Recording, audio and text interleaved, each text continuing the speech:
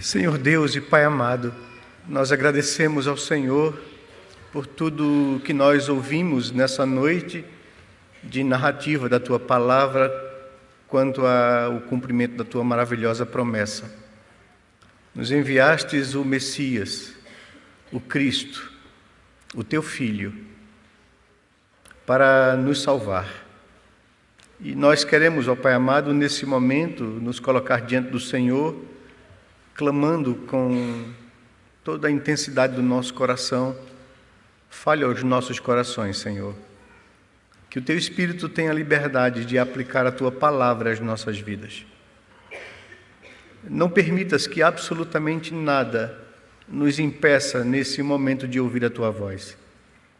Por isso nos cubra com o precioso sangue vertido naquela cruz.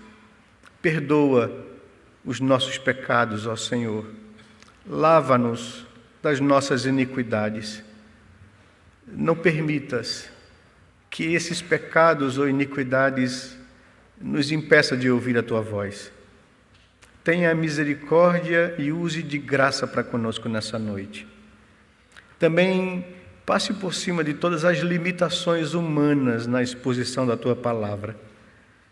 E que o Teu Espírito Santo nos conduza, Senhor Deus, a toda a verdade e aplique essas verdades ao nosso coração.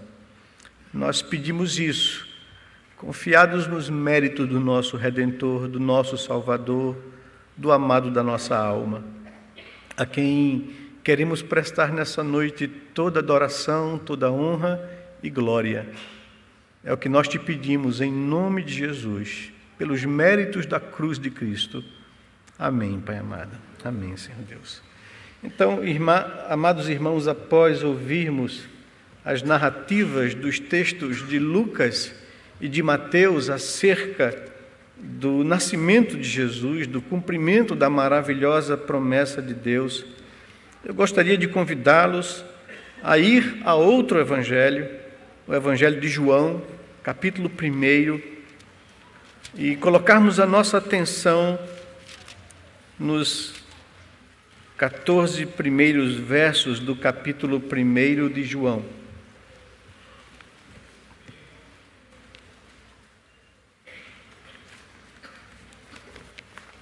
As crianças vão observar, com atenção, não somente as narrativas e leituras que foram feitas, mas também a exposição e a explicação desse texto do Evangelho de João, capítulo 1, versos de 1 a 14.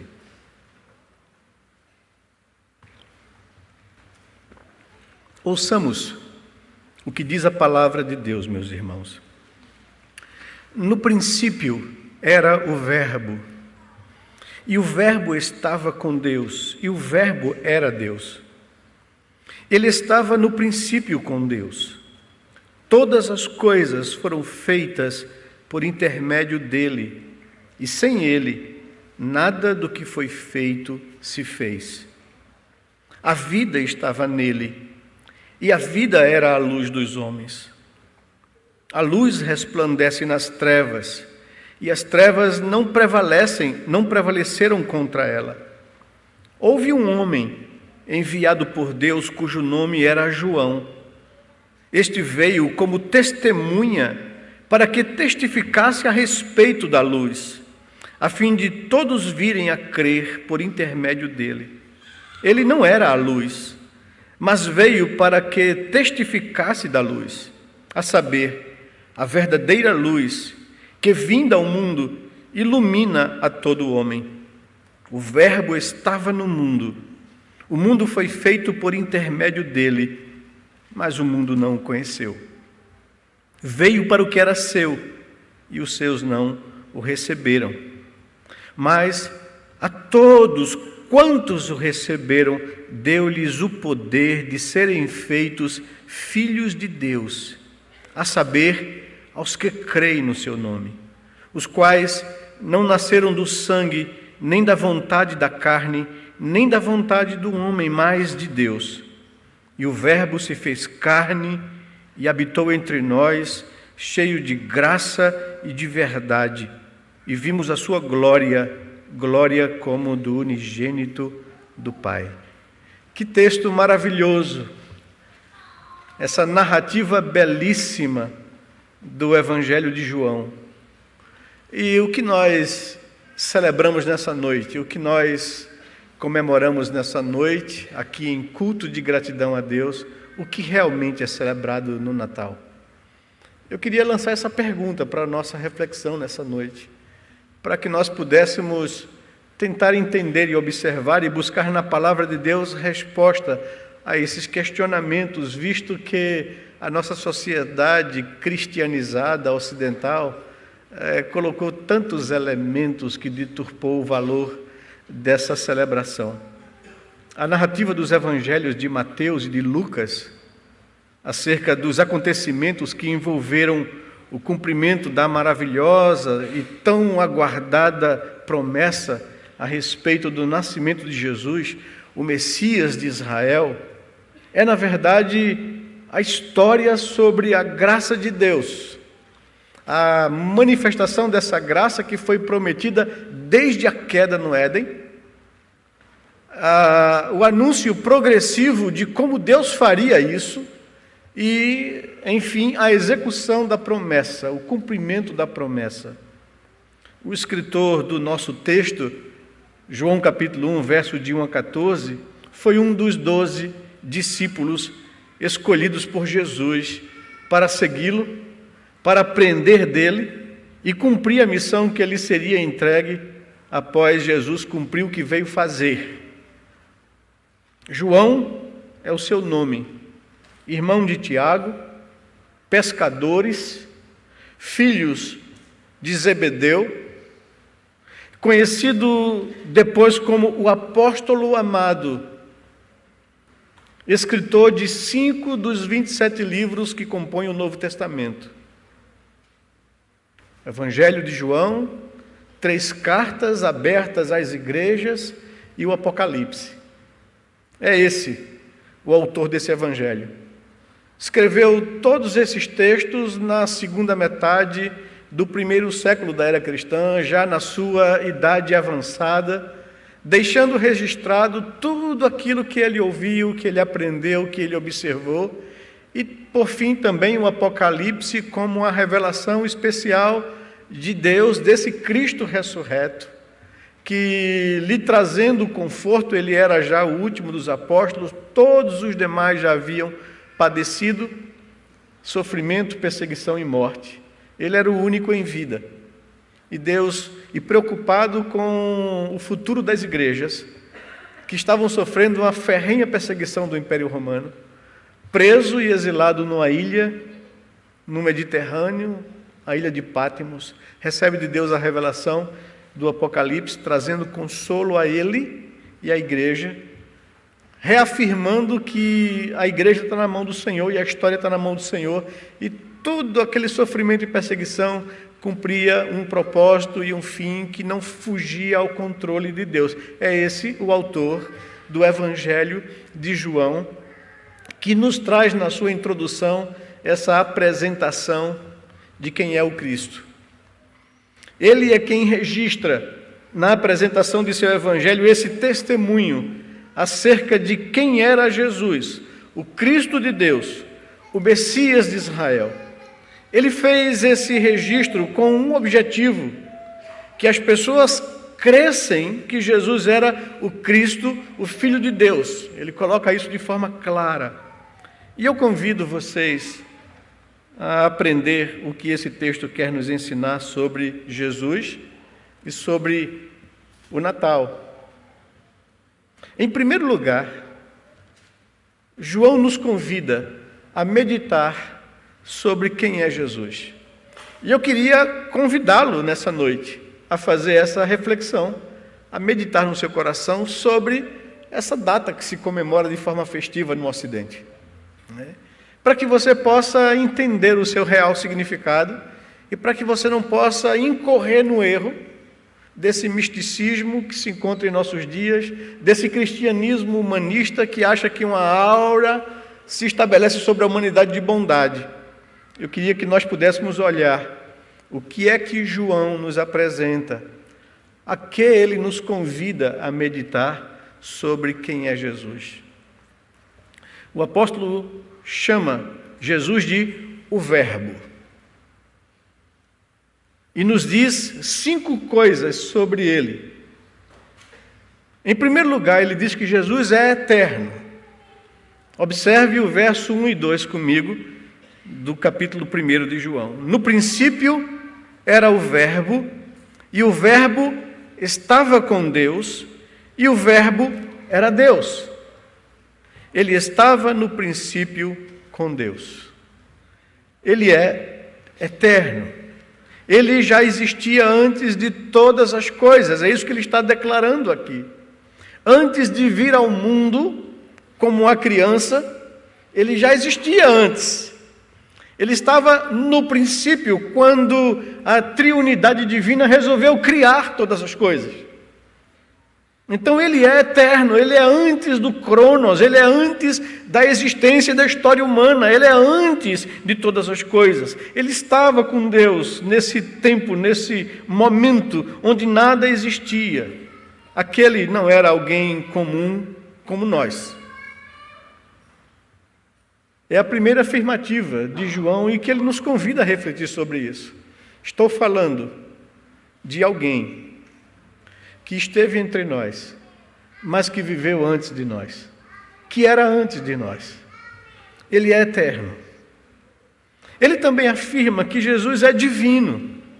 O verso 1, ele diz que no princípio era o Verbo, e o Verbo estava com Deus, e o Verbo era Deus. O Verbo estava com Deus, e o Verbo era Deus. Jesus é o Deus Filho, a segunda pessoa da triunidade divina. Ele estava com Deus Pai no princípio de todas as coisas. Então ele não somente é eterno, mas ele é Deus. Ele é divino. Ele faz parte do ser de Deus. E nós somos um país colonizado pelo cristianismo, ainda que católico, mas que afirma essa mesma verdade, que é uma verdade universal dos cristãos. Todos nós cremos que Deus é um único ser e que nesse único ser subsistem 3 pessoas: o Pai, o Filho e o Espírito Santo. João está dizendo que aquele menino que nasceu é o Deus eterno e o Deus Filho, a segunda pessoa da divindade. Mas ele ainda diz que Jesus é o Criador. O verso 3 nos diz que todas as coisas foram feitas por intermédio dele, e sem ele, nada do que foi feito se fez. Ele não somente é eterno, ele não somente é divino, mas ele é o responsável pela criação, ele é o Criador. A Bíblia não entra nos detalhes da criação, mas afirma que Jesus estava lá e participou de todo o processo. Sem ele, nada do que foi feito se fez. Ele trouxe todas as coisas à existência. O escritor de Provérbios diz que ele é o arquiteto do universo. É ele quem planejou. É ele quem fez o projeto da criação. Ele é eterno, ele é divino, ele é o Criador. Mas também o texto nos ensina, e João nos convida a refletir sobre isso, que Jesus é o Salvador. O verso 4 nos diz: a vida estava nele, e a vida era a luz dos homens. Essa é a afirmação. A vida estava nele e a vida era a luz dos homens. A Bíblia nos diz que a morte se estabeleceu na humanidade por causa da queda de Adão. Que todos os homens nascem nesse mundo espiritualmente mortos, sem contato ou sem relação com Deus, vivendo um vazio existencial, buscando encontrar algo que eles não têm e que projetam em muitas coisas. Isso é a busca da vida que se esvaiu da humanidade por causa da desobediência e da queda. O homem se encontra em trevas espirituais, em morte espiritual. E ele é a luz. Ele é aquele que trouxe a vida ao homem. A vida estava nele, diz a Bíblia, a palavra de Deus. Ele veio nos salvar e nos resgatar da nossa condição. O texto fala de trevas como sinal do estado que o homem se encontra longe de Deus. Estado de morte e de perdição. Andando, tateando, vê se encontra um significado para lhe dar sentido para a vida. E Ele é o sentido para a vida. Ele é a luz que pode trazer ao homem de volta à vida, se encontrar, a ter um relacionamento e ser reconciliado com Deus. Ele é o Salvador. Ele veio tirar o homem dessa condição. É isso que João apresenta em Cristo. E ele, por fim, é vitorioso. No verso 5, nos diz que a luz resplandece nas trevas, ou sobre as trevas, e as trevas não prevaleceram contra a luz. E aqui trevas é sinônimo de morte. Trevas aqui é sinônimo do estado em que o homem se encontra, debaixo de morte, de juízo e de condenação. Aponta para a condição que o homem viverá após a morte física. Ele se encontra morto espiritualmente, confuso, desencontrado, perdido, em trevas, no escuro. Ele morrerá fisicamente um dia e após essa morte física, ele experimentará a morte eterna, ou a condenação, ou o juízo. E Cristo veio para desfazer isso, para enfrentar a morte, para poder resgatar o homem, trazendo ele à vida. E as trevas, diz o texto, não conseguiram prevalecer contra Cristo Jesus. E a vitória dele consiste no fato de que o Deus que é eterno, que sempre existiu, aquele que é divino, que é Filho de Deus, a segunda pessoa da divindade, que assumiu uma forma humana, nascendo como uma criança frágil, veio a esse mundo, nasceu ou encarnou, assumiu forma de homem para cumprir um propósito, dar a sua vida na cruz, morrer a nossa morte, receber sobre si a nossa culpa, a nossa condenação, mas a morte não teve domínio sobre ele. Essa é a grande mensagem do cristianismo. É isso que torna o cristianismo diferente de toda e qualquer outra religião. O seu Senhor, o seu mestre, deu a sua vida, morreu e a morte não teve domínio sobre ele. Ele venceu a morte, ele ressuscitou. Ele não somente é eterno, ele não somente é divino, ele não somente é criador, ele não somente é salvador, mas ele é vitorioso sobre o nosso maior inimigo, a morte. Ele venceu a morte. A morte não pôde dominá-lo, a morte não pôde retê-lo. Ele venceu a morte, nos apresenta e nos oferece a vitória, a ressurreição.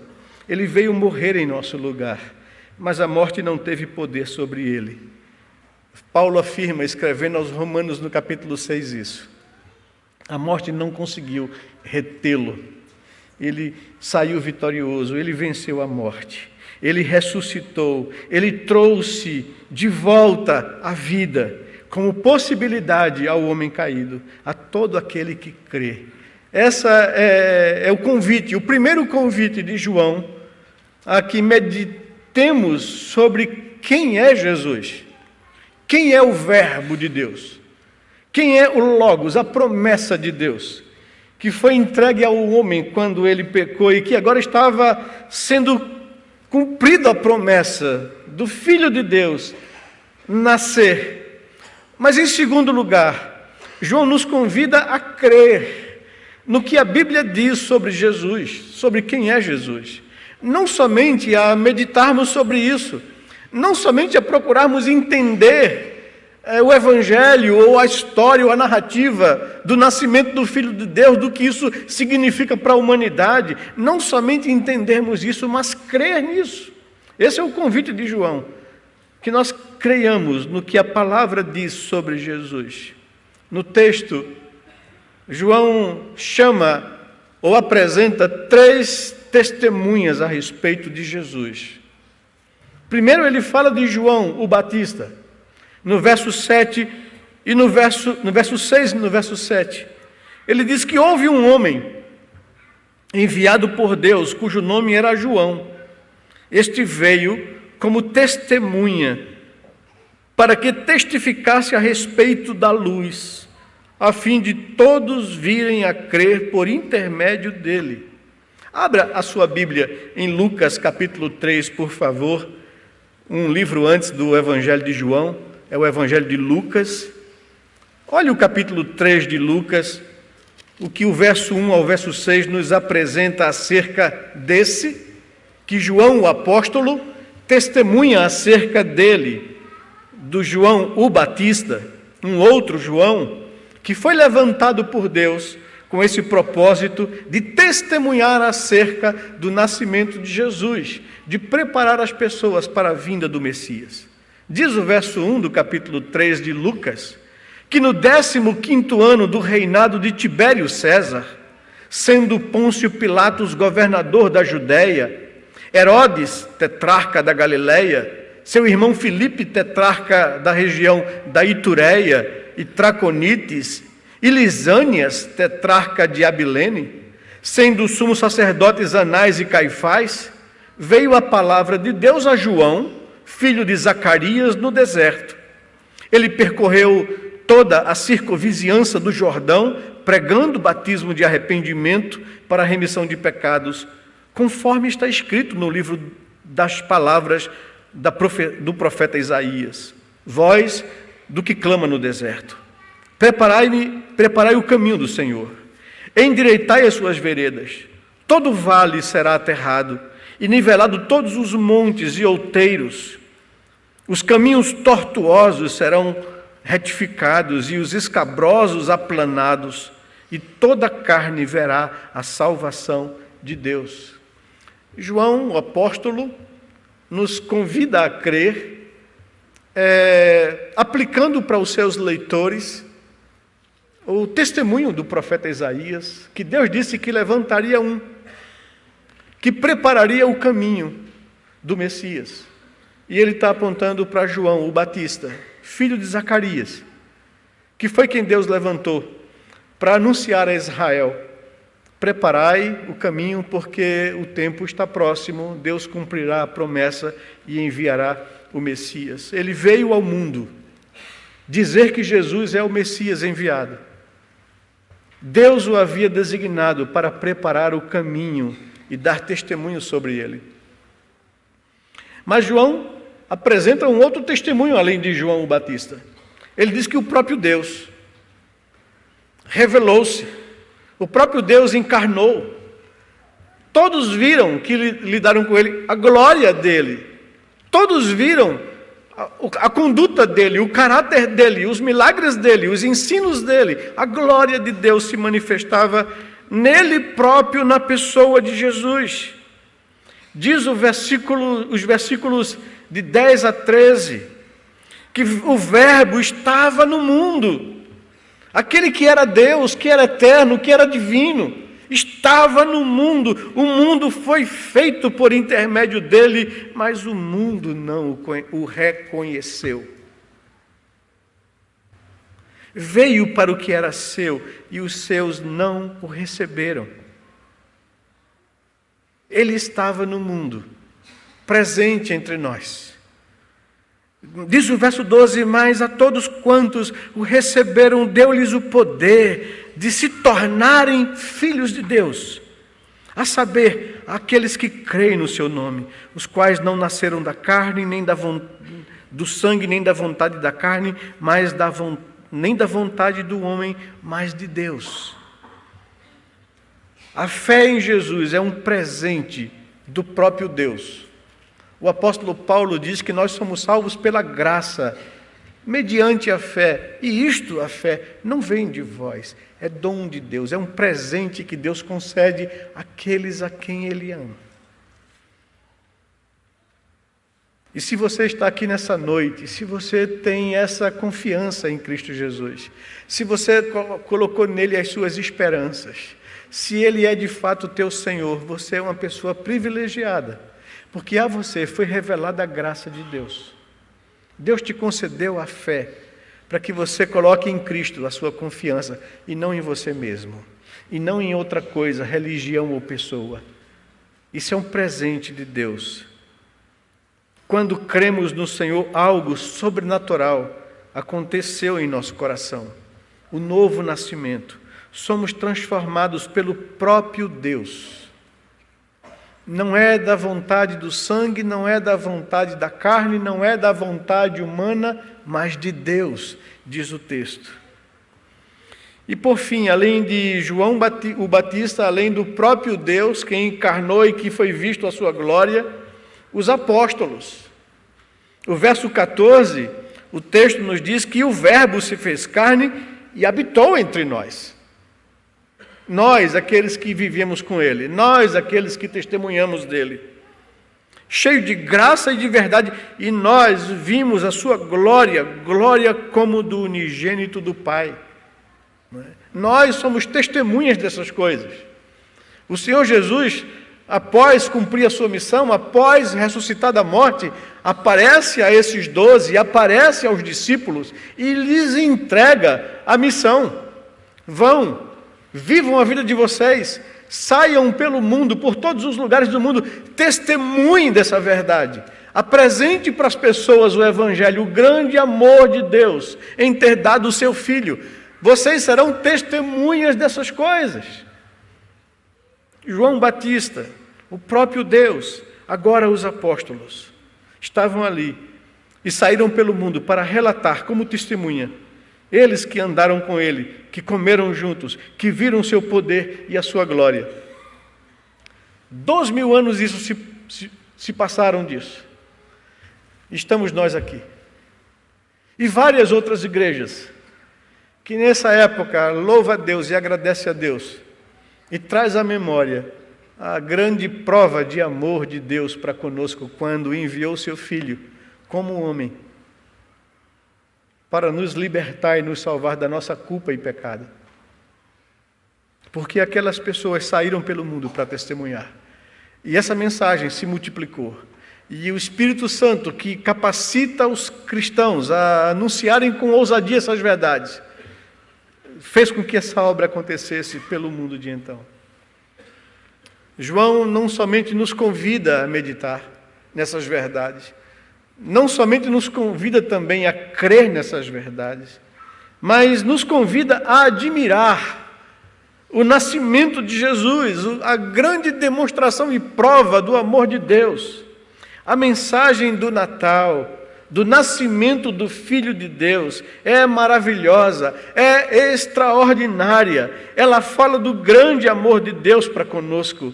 Ele enviou o seu Filho para nos salvar e nos resgatar da morte. Jesus, o eterno, o divino, o Criador, o Salvador, o vitorioso, encarnou e veio ao mundo e habitou entre nós. Essa é a mensagem do Evangelho. É surpreendente, é extraordinário. O Deus eterno, ilimitado, infinito, soberano, cheio de glória e majestade, se resumiu à humanidade, assumiu forma humana por amor a nós. O apóstolo Paulo diz que ele, sendo quem era, não reivindicou direitos, mas entregou-se àquele que julga retamente. Humilhou-se a ponto de morrer uma morte horrenda de cruz, por amor a mim e a você. E João nos convida a admirar isso, a celebrar isso, a adorar e glorificar a Deus por tão grande demonstração de amor. Ele se tornou humano. Ele experimentou toda sorte de desprezo. Foi tentado em todas as coisas à nossa semelhança, e Ele era Deus. Se condicionou a isso por amor a mim e a você. Mas, diz o escritor de Hebreus, com uma diferença: Ele não cometeu pecado. Ele foi obediente até a morte, e a horrível morte de cruz. Ele experimentou todas as dores e sofrimentos por mim e por você. Ele morreu por amor a nós. E todo aquele que crê recebe a vida eterna. Essa é a mensagem do Natal. Não é Papai Noel, não é árvore de Natal, não é presente. Tudo isso é misticismo que foi colocado no decorrer do tempo. Tudo isso é tentativa do diabo de tentar desviar de fato o verdadeiro sentido, para nos fazer nos admirar outras coisas e entrar noutra aura que não de fato o Evangelho. Há tendências na igreja cristã de, por causa dessas distorções, por causa dessa mistura, jogar tudo fora e desprezar isso. E eu diria, seria a maior tolice da nossa parte fazer ou tomar uma atitude dessa, e não celebrar, e não admirar, e não agradecer, e não glorificar a Deus pela demonstração do seu presente. Eu sei que todos os domingos que nós nos reunimos para celebrar o Evangelho, para celebrar o amor de Deus, para celebrar o nascimento, a morte e a ressurreição de Jesus. Mas isso não exclui pararmos num momento como esse e aproveitarmos essa data, ainda que não precisa, ainda que inventada, mas dizer para o mundo o que ela de fato significa. E aproveitarmos a oportunidade para saber contar essa história e poder chamar todo ser humano a meditar nisso, a crer nisso e a admirar isso. Essa é a mensagem do Natal. O verso 14 nos diz: o Verbo se fez carne, habitou entre nós, cheio de graça e de verdade, e vimos a sua glória, glória como do unigênito do Pai. Por fim, João nos convida a examinarmos a nós mesmos diante daquilo que ele apresentou, diante de quem é Jesus, diante do desafio de crer no amor de Deus e na suficiência desse amor e daquela obra vicária, de glorificarmos a Deus, de nos encantarmos com seu amor. Ele nos convida agora a examinarmos o nosso próprio coração. O que essa história significa para mim e para você? O que a mensagem do Natal, do nascimento e encarnação do Verbo, Jesus, significa para mim e para você? João diz que haverá sempre duas reações, ou atitudes, em relação a essas verdades anunciadas. Verso 10 e verso 11, diz que há uma atitude de rejeição. Não são todos que abraçarão isso. Não são todos que, convidados a meditar sobre quem é Jesus, vão crer. Não são todos que vão recebê-lo. Não são todos que vão admirar e agradecer a Deus. O Verbo estava no mundo, diz o verso 10. O mundo foi feito por intermédio dele, mas o mundo não o conheceu ou não o reconheceu como eterno, como divino, como Salvador, como vitorioso.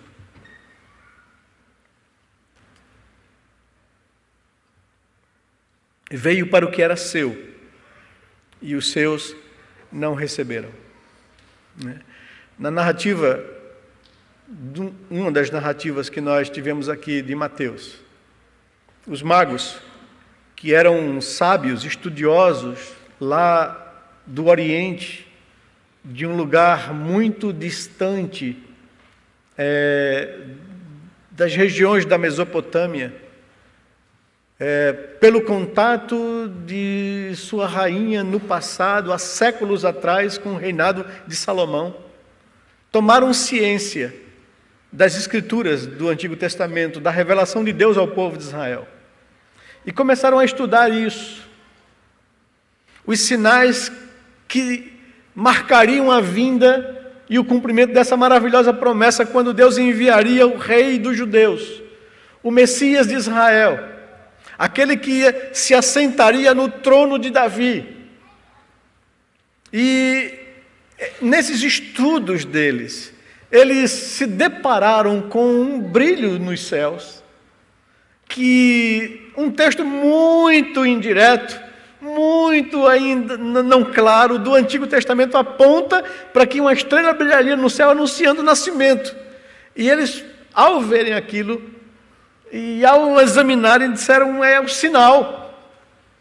E saíram numa caravana da sua terra, atravessaram um deserto, para vir ver o rei de Israel, o Messias prometido. Ao chegar em Israel, em Jerusalém, entusiasmados com a notícia, se depararam com a frieza dos judeus, com a indiferença dos judeus, com a incredulidade das autoridades e com a frieza mórbida dos teólogos que estudavam as Escrituras. E ficaram assim entusiasmados, ou pasmados, dizendo assim, onde está a festa para o nascimento do Messias? Onde está a celebração de vocês? Nós vimos a estrela e viemos aqui para adorá-lo. E Jerusalém ficou empavorosa. O rei Herodes se sentia ameaçado. O povo, tremendamente ocupado com a sua vida, com as demandas da sua vida, nem perceberam o acontecimento. Os teólogos responsáveis por estudar e ensinar ao povo e manter a fé das pessoas acesas ao cumprimento da promessa, indiferentes, deram até uma resposta precisa. Mas aquilo não movia o coração deles. Onde vai nascer? Em Belém de Judá. Miqueias fala sobre isso. Mas isso não movia o coração deles. Pessoas podem reagir de forma indiferente a esse fato. Estamos há 2000 anos desse acontecimento aproximadamente. Há 2000 anos que a cristandade relembra isso. E há pessoas que se acostumam com isso. Nós corremos um grande risco, enquanto cristãos, de nos acostumarmos com as coisas divinas. E essas coisas não nos empolgarem mais, não mexerem mais com a gente. A gente se acostuma com a religião. E vivemos um cristianismo aparente, formal, sem vida. Podemos reagir com rejeição ou indiferença a tão glorioso acontecimento. Até por zelo, podemos não nos alegrar com o fato. Porque o mundo misturou tanto e a religião deturpou tanto que a gente nem quer saber disso. Essa é uma atitude que não é aquilo que Deus requer do homem, mas é possível acontecer. Mas há uma outra reação. O verso 12 nos diz que enquanto uns rejeitam, enquanto uns não estão nem aí, nem reconhecem o fato maravilhoso da encarnação do Verbo de Deus, do Messias prometido, diz o verso 12, mas, entretanto, a todos quantos receberam, Deus deu-lhes o poder de serem feitos ou transformados em filhos de Deus. A saber, aqueles que creem no seu nome. Esses não nasceram do sangue, nem da vontade da carne, nem da vontade do homem, mas nasceram de Deus. Receber e crer. Tomar para si a grande manifestação do amor de Deus. Beber esse cálice da salvação. Entregar a vida a Cristo, reconhecendo que Ele é o Senhor da minha vida, o Salvador da minha alma. É isso que Deus quer de mim e de você. Não que eu seja indiferente ou que eu rejeite esse amor, mas que eu receba esse presente de Deus, a salvação em Cristo Jesus, e creia. quando confiamos que Jesus é o nosso Deus, nosso Senhor e nosso Salvador, nós temos a segurança de que somos filhos de Deus. E não temos por que duvidar da nossa salvação, ela já foi garantida na cruz. Quem tem o Filho tem a vida, diz João numa carta que escreveu. Quem não tem o Filho de Deus não tem a vida. Então, deixe-me dizer uma coisa para vocês. O homem não nasce filho de Deus. Deus só tem um único filho, segundo a própria Escritura. Cristo Jesus é a segunda pessoa da divindade, o unigênito Filho de Deus. Nós não somos filhos de Deus, por natureza. Nós somos criaturas de Deus. Deus nos criou. Somos pessoas e seres singulares porque Ele nos criou e colocou em nós a sua própria imagem, para refletirmos na criação a sua glória. Mas o pecado estragou tudo isso. E nem ainda antes do pecado nós éramos filhos de Deus. E deixamos de ser por causa do pecado. Nós não somos filhos de Deus. Agora, a Bíblia nos ensina que em Cristo Jesus nós podemos ser adotados como filhos de Deus. E é exatamente isso que o verso 12 quer dizer. Ele veio para o povo de Israel, o povo a quem Deus separou, a quem Deus se revelou, a quem Deus prometeu o Messias, para que desse povo todas as famílias da terra fossem abençoadas com essa mensagem. Mas os seus, aqueles para quem ele veio, o rejeitaram, não reconheceram, se tornaram indiferentes a ele. Mas a todos quantos o receberam, Deus deu-lhes o poder de se tornarem filhos de Deus, a saber, aqueles que creem em Cristo Jesus. Então, você pode se tornar filho de Deus. A criatura, o ser humano, pode se tornar filho de Deus se receber a Cristo como seu Senhor e Salvador, se crer nele, em quem Ele é e na obra que Ele realizou naquela cruz.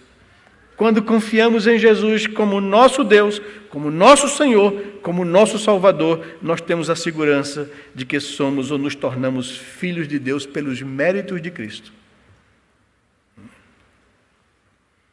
Quem tem o Filho tem a vida. E eu queria encerrar nesse momento, convidando você, como João convidou, a meditar nessas verdades no seu coração, a crer nessas verdades na sua vida,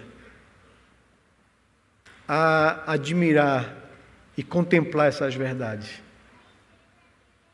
a examinar o seu coração e a tomar uma decisão de abrir a sua vida para receber Jesus como seu Senhor, como seu Salvador nessa noite.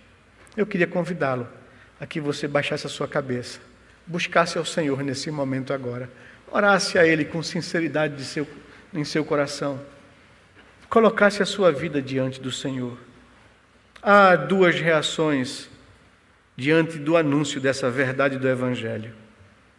Ou você olha indiferente para ela e rejeita, ou você a recebe no coração e crê e busca a Deus em oração.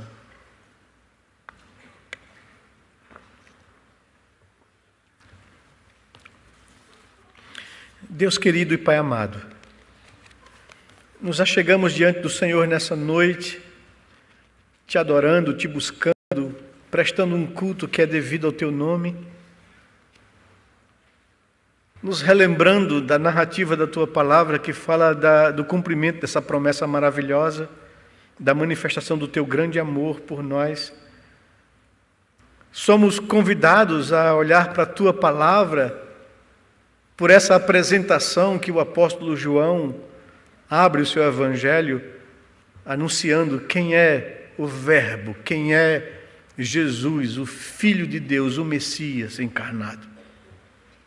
E nessa noite, quando nós te glorificamos, Senhor Deus, pelo pelo tão grande presente que o Senhor nos concedeu, a vida do teu Filho. Nós queremos parar diante do Senhor e da tua palavra e confessar ao Senhor que nós não temos vivido de forma a agradar o teu nome. Temos vivido a nossa vida para nós mesmos, de forma muito egoísta. Não temos reconhecido o Senhor como Deus da nossa vida. Não temos procurado entender ou compreender ou obedecer a tua vontade para nós. Vivemos uma vida indiferente ao Senhor. E queremos nos colocar diante do Senhor com sinceridade de coração. Nós não queremos, ó Pai amado, parar para vir a uma igreja somente nos finais de ano, em celebração a essa data. Nós queremos viver uma vida com o Senhor. E pedimos em nome de Jesus que o teu Espírito Santo aplique essas verdades a cada coração aqui nessa noite. Tu conheces cada vida aqui presente, Senhor. Tu és Deus da consciência e do coração de todos os homens. Tu conheces os segredos do nosso coração. Por isso clamamos, tenha misericórdia de nós. Quebranta-nos, ó Senhor Deus, nos leve à fé. Só o Senhor pode produzir isso em nossos corações. Nos leve à fé, a crermos em Cristo, aos pés da cruz de Cristo, e a recebermos o teu amor, que enviou o teu Filho para morrer em nosso lugar, levando sobre ele a nossa culpa e o nosso pecado. Louvamos o teu nome, Jesus, porque não somente entregaste a tua vida à morte, mas venceste a morte e nos promete a vitória da ressurreição sobre ela. Louvado seja o teu nome, por essas verdades magníficas da manifestação desse amor maravilhoso. Abençoa, Senhor Deus, e faz com que essas verdades cheguem ao coração de todas as pessoas aqui presentes nesse lugar. Que não saiamos daqui indiferentes ou rejeitando esse amor, mas que saiamos daqui transformados pelo teu Espírito. Que saiamos aqui renovados por essa palavra maravilhosa.